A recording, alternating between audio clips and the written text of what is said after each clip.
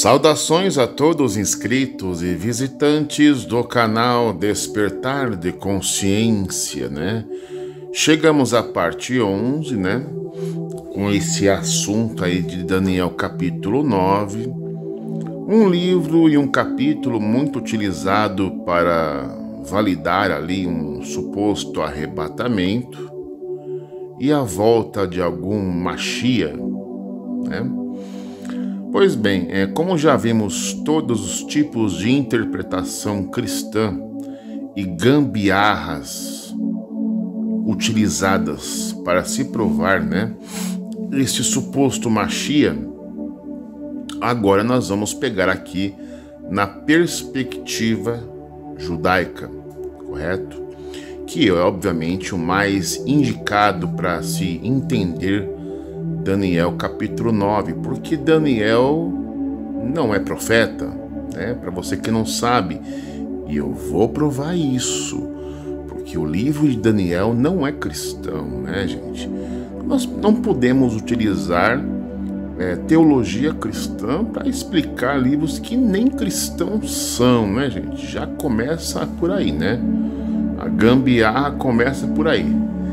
Então vamos usar de honestidade intelectual e vou, aliás, né, revelar para você a verdadeira explicação de Daniel capítulo 9. Prestem muita atenção, porque Daniel 9, 24 ali, né, nas Bíblias cristãs, está ali como 70 semanas, mas na Bíblia judaica se trata de períodos e você vai saber o porquê. Acompanhe comigo. Vem comigo. Então vamos começar aqui a leitura de Daniel 9:24. Prestem muita atenção, porque na perspectiva judaica, porque o livro é judaico, então o que prevalece é a teologia judaica. Correto? Porque o livro é judaico e não cristão. Para justamente as pessoas que acreditam, no caso, no Messias, né, no meio da cristandade, não utilizem mais Daniel 9, 24, 25, etc., para provar aí a volta dele ou de um suposto arrebatamento. Vamos começar aqui a leitura. Um dos temas mais mal compreendidos no meio religioso em geral, dos que usam a Bíblia para ser um manual de fé e com isso fazem surgir novas e mentirosas datas num contexto mundial, são algumas linhas do livro de Daniel capítulo 9, né? Então temos aqui uma informação interessante, né, gente? Tá vendo? Eles pegam como um manual de fé e surgem e criam, né, mentirosas datas num contexto mundial, dizendo que algum Messias vai voltar ao arrebatamento geral, né? Este capítulo que estaremos estudando e entendendo que tudo que se diz por aí em meios não judaicos são invencionices e, pior, um sistema que leva milhões de pessoas a seguir um ídolo. 70 períodos estão decretados sobre o teu povo e sobre a cidade santa, para dar por finda a transgressão, cessar o pecado, perdoar a iniquidade e promover a justiça eterna, confirmando a visão e a profecia e consagrando o Santo dos Santos. Daniel capítulo 9, verso 24, né? Agora vamos examinar cuidadosamente a palavra usada em Daniel 9:24, chamada Shavuim, que significa o quê?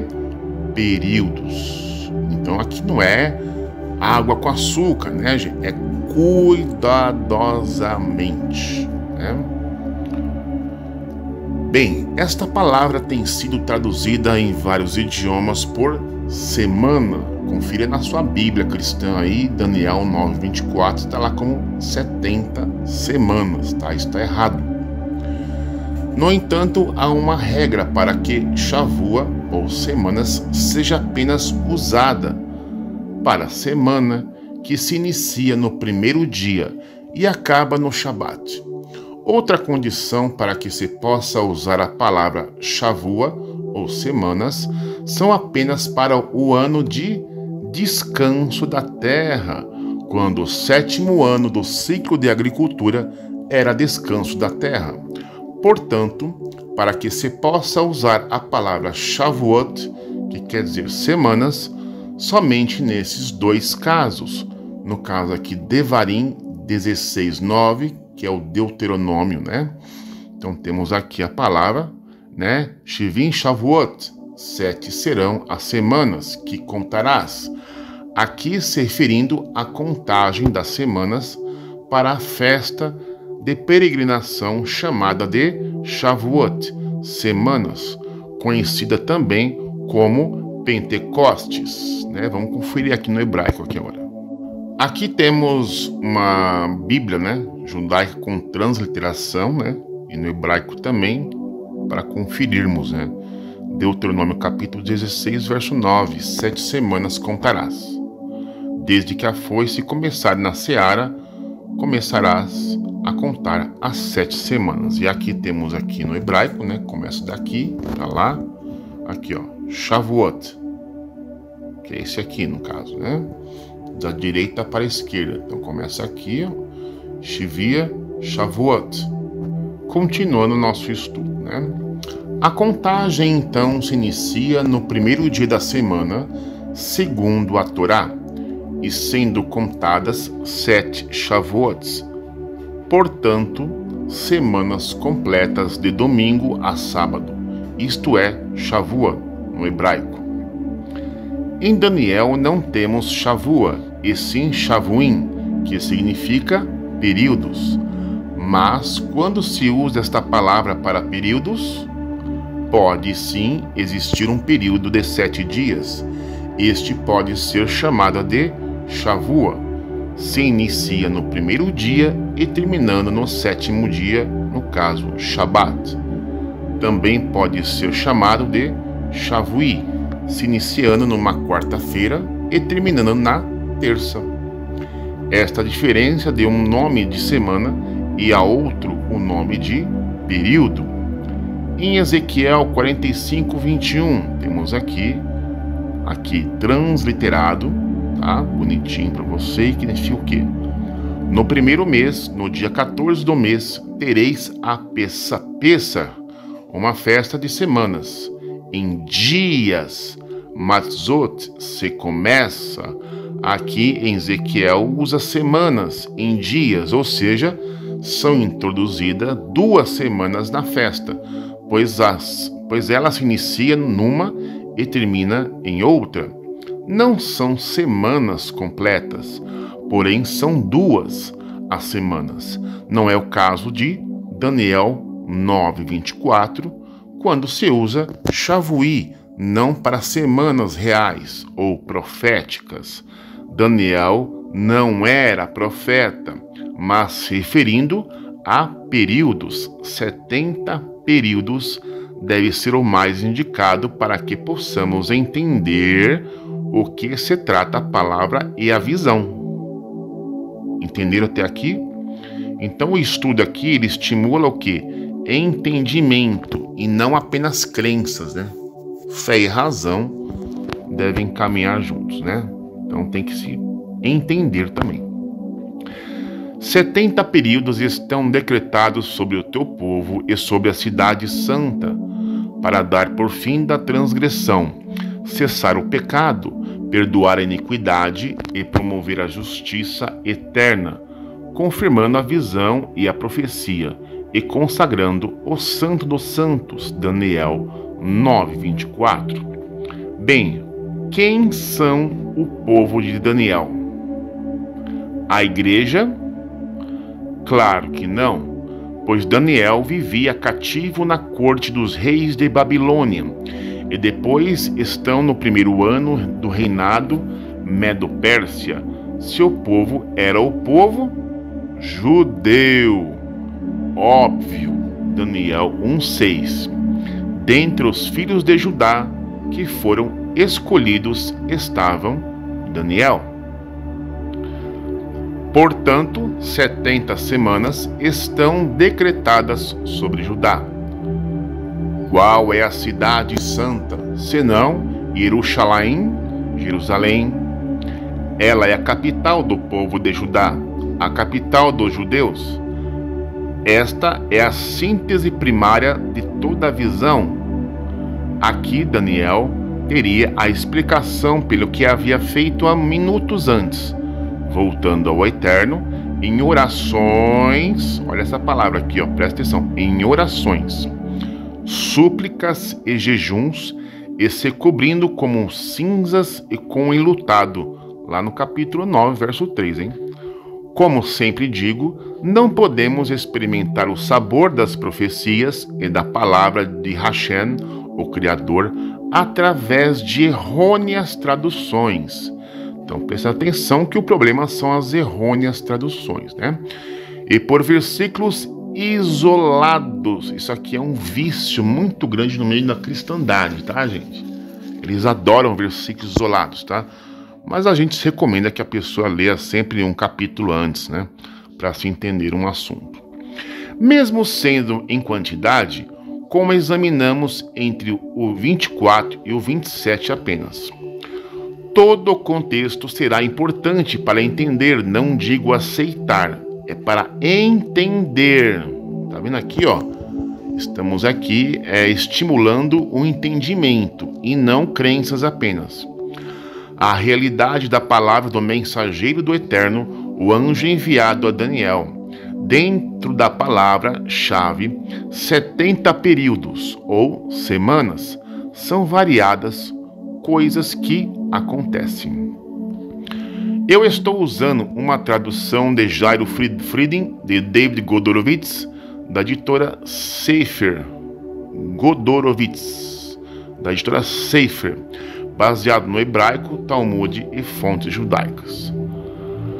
Destaco uma tradução usada no meio cristão, e veremos que as diferenças são escandalosas, mas muito sutil. Daniel 9:2 diz o seguinte, Eu, Daniel, dá uma pausa no vídeo e pega na sua Bíblia cristã, se você tiver uma Bíblia judaica, e sempre confere comigo o que eu digo aqui, tá? Então lá, eu, Daniel, examinava nos livros os cálculos sobre o número de anos que tinha se passado desde a revelação do Eterno ao profeta Jeremias, para compreender quanto faltava para se completarem os 70 anos desde a destruição de Jerusalém, versão da editora Sefer. No primeiro ano do seu reinado, eu, Daniel, entendi pelos livros que o número de anos de que falara o Senhor ao profeta Jeremias, que haviam de durar as assolações de Jerusalém, era de 70 anos. No caso aqui, a versão João Ferreira de Almeida, mais comum utilizada no meio da cristandade. Vemos aqui que na tradução direta do hebraico e com fontes seguras da tradução rabínica, Daniel calculava quantos anos restavam para se completar os 70 anos predito pelo profeta Jeremias. Na tradução de João Ferreira de Almeida, totalmente diferentes, pois está como se Daniel não soubesse que seriam 70 os anos de abandono de Jerusalém. Ora, Jeremias falara quantos anos seriam, no caso lá em Jeremias 25:11. Toda a terra, em colchetes conquistada, se tornará vazia e deserta, e suas nações servirão ao rei de Babilônia por 70 anos. Daniel já sabia que a desolação de Judá e da cidade sagrada seria de 70 anos, porém estava a calcular quanto tempo já se havia passado e quanto faltava para se completar este tempo de 70 anos. Então, nesta firme conduta de saber o tempo exato, ele se volta ao Eterno em todo sacrifício espiritual, e então o livro nos descreve sua oração, Daniel 9, do 4 ao 10, que diz o seguinte: Orei ao Eterno, meu Deus, dizendo: Eterno, grande e poderoso, que mantens a aliança e concede misericórdia aos que te amam e guardam teus mandamentos. Pecamos e agimos com iniquidade e maldade, nos rebelamos e nos afastamos dos teus mandamentos e de tuas leis. Tampouco escutamos os teus servos, os profetas, que falaram em teu nome aos nossos reis, nossos príncipes, nossos pais e todo o povo da terra. A ti, Eterno, reconhecemos que pertencem à justiça, a não, porém, somente a vergonha, que transparece em nossos rostos, como hoje se percebe nos homens de Judá, nos habitantes de Jerusalém e em todo Israel, tanto nos que estão próximos como nos que estão distantes, em todos os países para onde tu o levastes, porque agiram traiçoeiramente contigo. Eterno, a nossa vergonha está estampada em nossos rostos, nos de nossos reis, nos de nossos príncipes e de nossos pais, porque pecamos contra ti. Só o Eterno, nosso Deus, pode conceder compaixão e perdão, porque nos rebelamos contra ele, e não demos atenção à voz do Eterno, nosso Deus, que nos chamava para que andássemos segundo sua Torá, para nós estabelecida através dos seus servos, os profetas. Aqui temos Bem, esta é apenas a metade de sua oração, mas percebemos qual é o seu conteúdo. Daniel orava e confessava seus pecados, e de todo o povo de Israel. A iniquidade produzida pelos israelitas trouxera a promessa de males, que o Eterno havia falado através de Moshe, no verso 13 de Deuteronômio, capítulo 28, verso 36. Portanto, suas súplicas eram que o Eterno perdoasse esses pecados, dos quais o tempo de purificação estava chegando, visto que Israel ter sido levado em cativeiro, também por não haver dado descanso à terra em seus anos sabáticos. O início desta contagem se dá em 608 a 607, quando Jerusalém é tomada pelas tropas caldeias de Nabucodonosor, em seu primeiro ano de reinado sobre o Império Babilônico. Pois, bem, Daniel elevado suas súplicas e pedido de perdão das iniquidades, e estando ainda a orar, confessando o seu pecado e o do povo, no caso Israel, foi abordado por Gabriel, o mensageiro de Hashem. Pois bem, o que motivou Daniel a suplicar ao Supremo Pai? Justamente aquilo que sua oração pedia: o tempo de findar esta transgressão de Judá, de sua cidade santa, Jerusalém, no caso Daniel 9:22. Ele me fez entender e me falou explicando: Daniel, eis que vim a ti agora para te transmitir compreensão. Tá vendo? Não é só acreditar, é compreender. Tá vendo como as palavras vêm? Ao iniciares tuas súplicas, foi emanada uma ordem, e eu vim para te fazer conhecê-la. Presta atenção, pois há estas palavras, e compreende assim a tua visão. Bem explicado, agora devemos prestar atenção à ordem que o anjo recebeu do Eterno, o que ele passará agora, e nada tens a ver com dias muito distantes, mas totalmente dentro de uma cronologia que Daniel já estava calculando. 70 períodos foram decretados sobre o seu povo e sobre a cidade santa para dar por fim da transgressão, cessar o pecado, perdoar a iniquidade e promover a justiça eterna, confirmando a visão e a profecia e consagrando o Santo dos Santos. Daniel 9:24. Em 70 períodos ou 490 anos, tudo isso se daria. Não seria apenas 49 anos, ou 434, ou 7 anos finais e longínquos, mas a partir de agora o anjo dá as dicas, e portanto devemos prestar muita atenção, como Daniel teve de fazer, e assim ensinou aos seus. Saiba e compreenda, desde a saída da palavra para restaurar e reedificar a Jerusalém, até que seja ungido um príncipe. Passar-se-ão 7 períodos, no caso Daniel 9:25. Aqui já começa a questão do Mashiach, né? Aqui o príncipe é chamado no hebraico de Mashiach Nagud, o Nagid, ou seja, um chefe ungido, um governante. Quando foi essa proclamação? Foi num período anterior da unção de um príncipe, ou seja, quando se deu a ordem de restaurar Jerusalém. Se passou 49 anos até que este Mashiach Nagid, ou ungido, pudesse ter a unção. Jeremias 24 diz que após o rei Nabucodonosor ter levado cativos o rei Jehoniahu ben Jehoiaquim, rei de Judá, o Eterno lhe mostrou 2 cestas com figos, uma com bons e os deportados, e outras com ruins.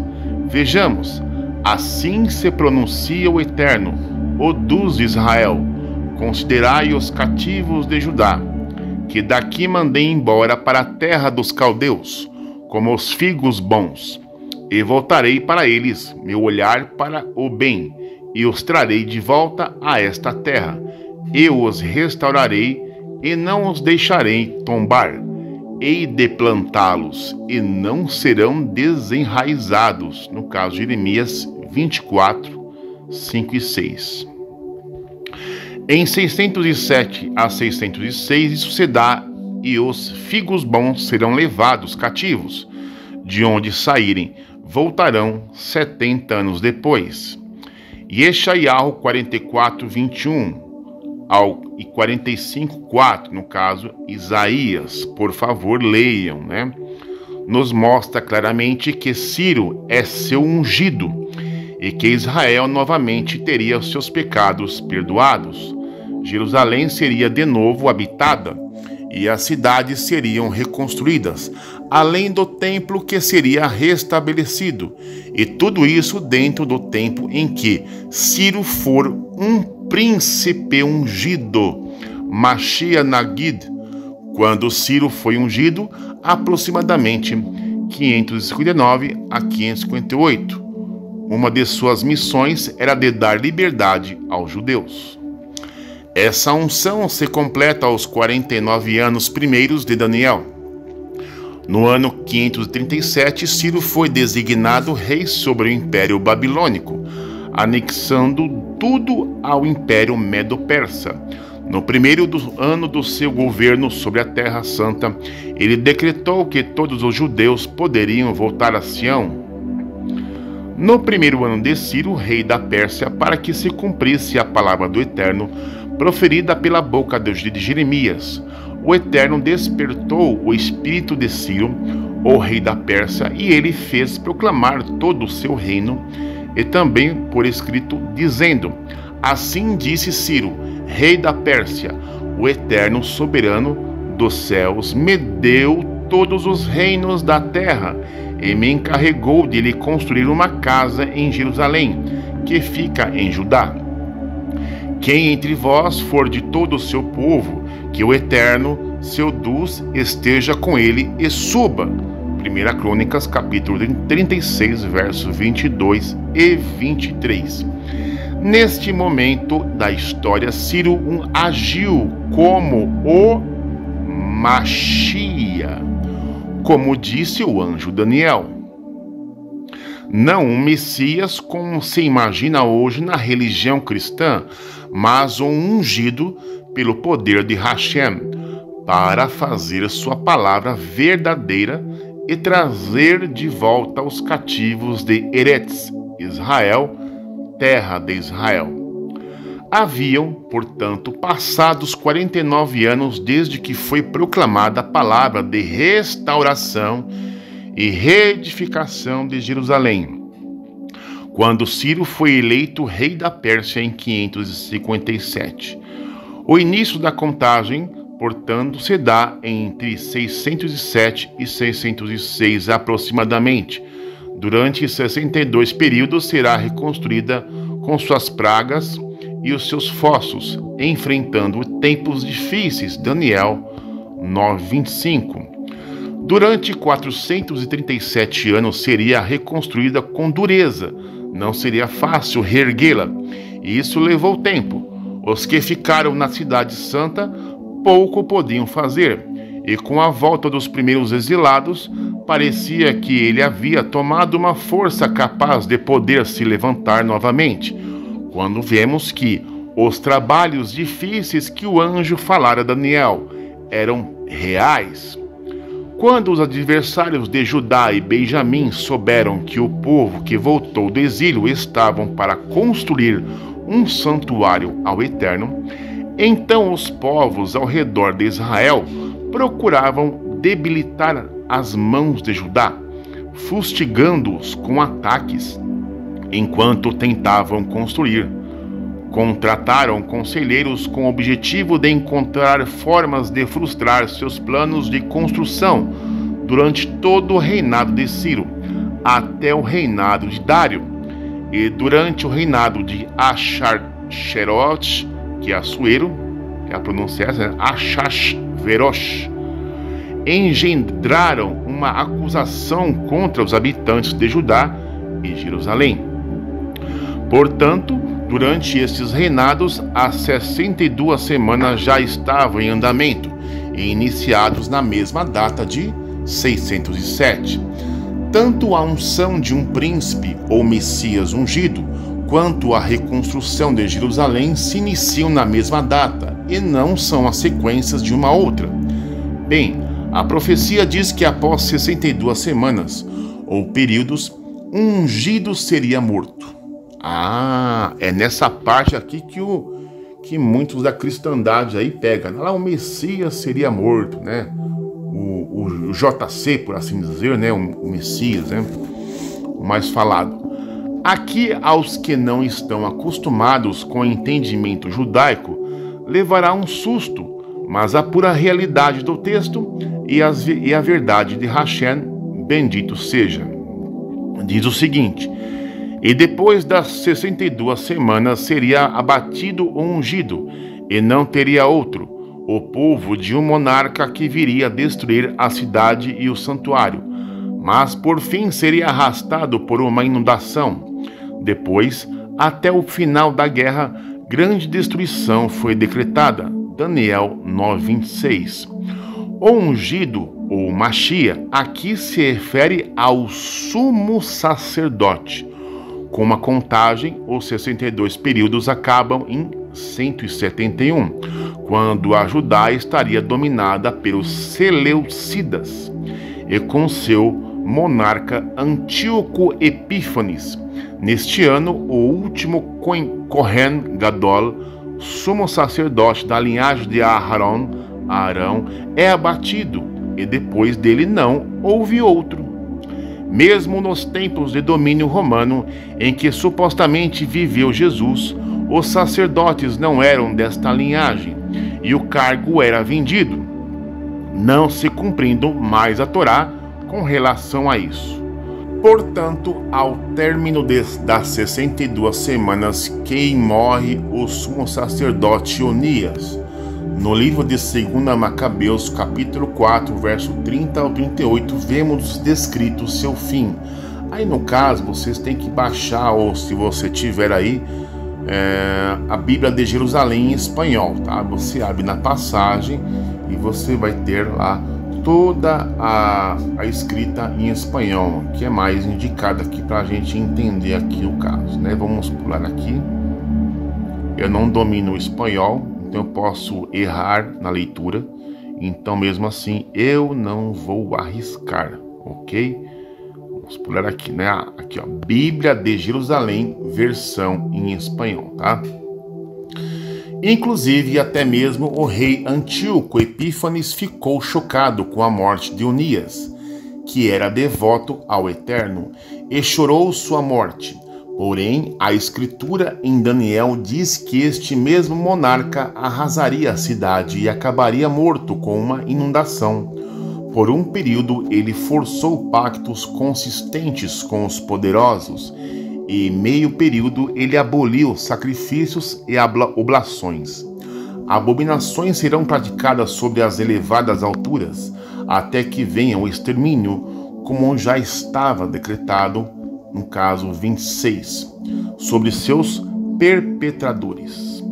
O rei Antíoco, unido aos sacerdotes corruptos do templo e aos demais chefes de Judá, esquematizam uma paz que o leva a uma aliança, mas passado 3 anos e meio, ele quebra este pacto com os grandes e entra no templo, profanando e instalando a abominação no altar do Eterno.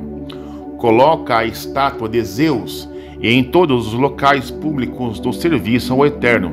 Isto ocorre na época dos Macabeus, grandes judeus que defenderam com a vida e honra nacional, e viram no ano 168 esta estátua de Zeus, Olimpo, colocada no templo do Eterno.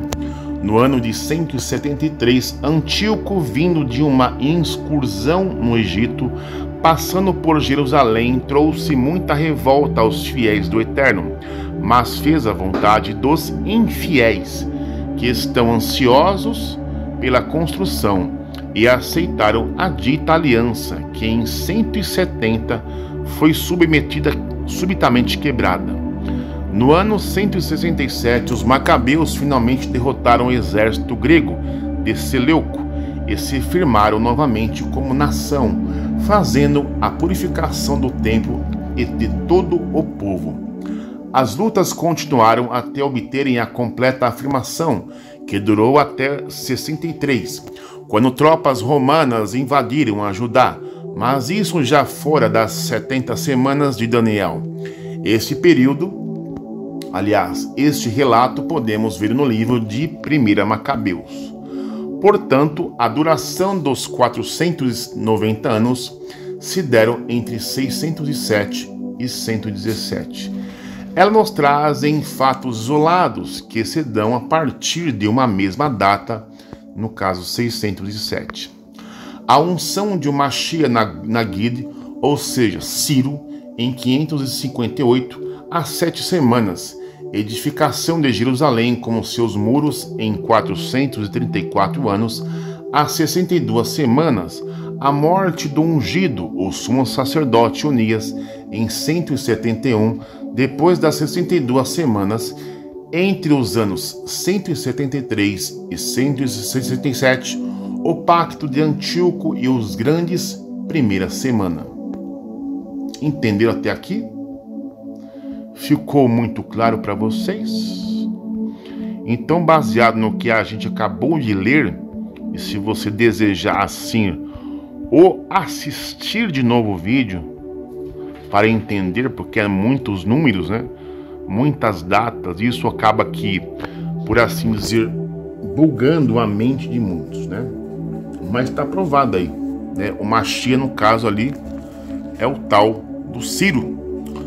Bem, o que fica provado nessa parte 11 aqui, que acabamos de ler e estudar, é que o Machia, no livro de Daniel, capítulo 9, não se trata de nenhum Jesus, de nenhum Yeshua, de nenhum Yahushua, nem Ahusha, nem um Chuchua com Machixe.